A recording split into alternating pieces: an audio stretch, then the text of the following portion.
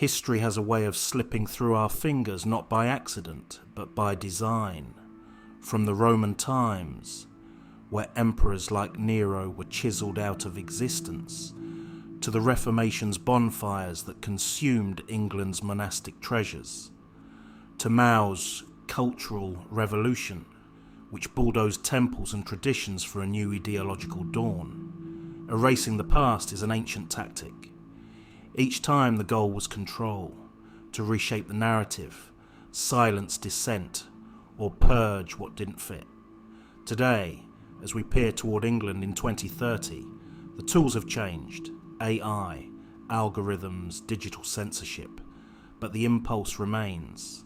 What happens when a nation's history, its very identity, is snipped away and rewoven into something unrecognisable? Let's explore this unsettling future and why it feels eerily inevitable.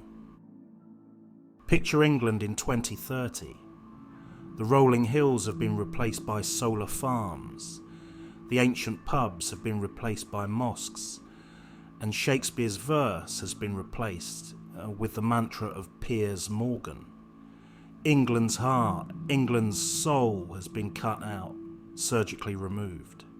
England's identity, tea-soaked stoicism, Magna Carta grit, Chaucerian wit, has always been a vibrant mosaic, yet in this future, it's shattered by a hyperpolarised society. The culprit, AI-driven echo chambers, those digital silos where algorithms feed us only what aligns with our beliefs. These aren't just tools, they're architects of division, curating personalised realities that amplify outrage and entrench factions. Left, right, religious, secular, native, newcomer. Each convinced their truth is absolute. In this fractured England, history becomes a battleground. Statues of Churchill or Nelson, once emblems of resilience, are toppled not for their deeds, but for what they symbolise in someone's algorithmically fuelled grievance.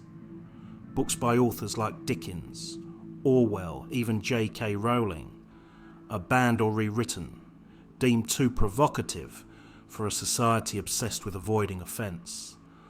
Autonomous bots programmed for sensitivity, police speech with a zeal that would make a 17th century nun blush.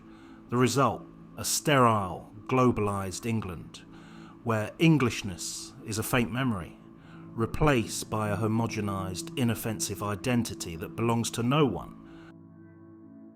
So why does this future England pander to minority groups, foreign religions, or non-standard genders?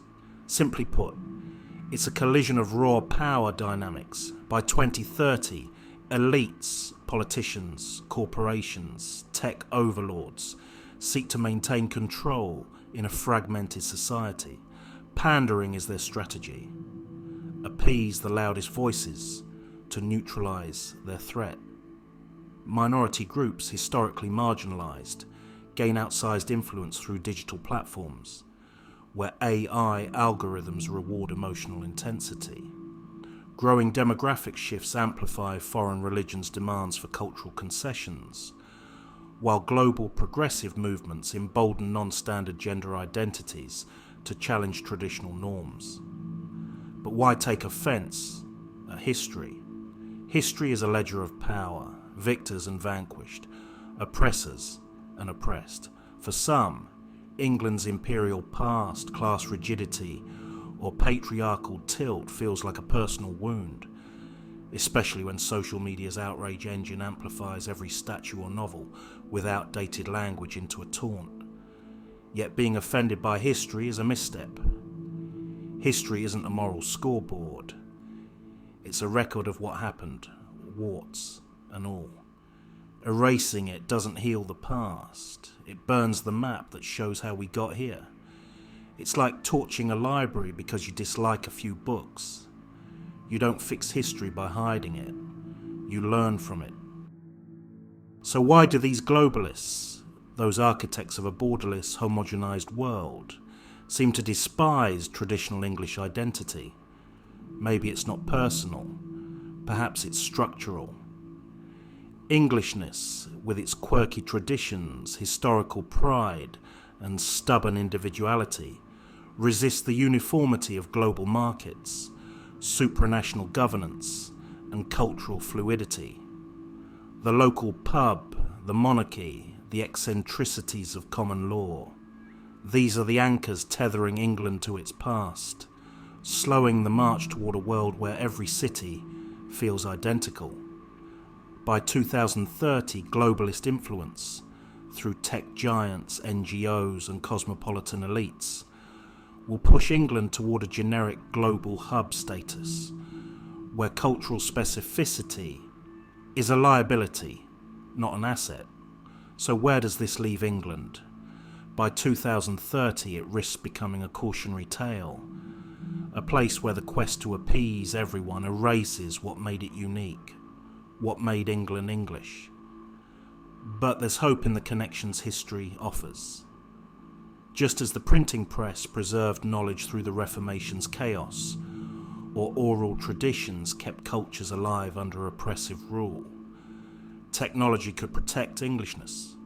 Imagine AI archiving oral histories, digitizing ancient texts, or fostering dialogue across divides instead of widening them. The lesson of history gives us a stark fact. Cultures that forget themselves don't survive. England's story, its flaws, triumphs and quirks, is worth preserving, not because it's perfect, but because it's human. To erase it is to lose not just a nation, but a piece of what makes us all, in our messy, connected way, who we are. Let's hold fast to the threads of history, lest we unravel the tapestry entirely and forget who we are and who we once were.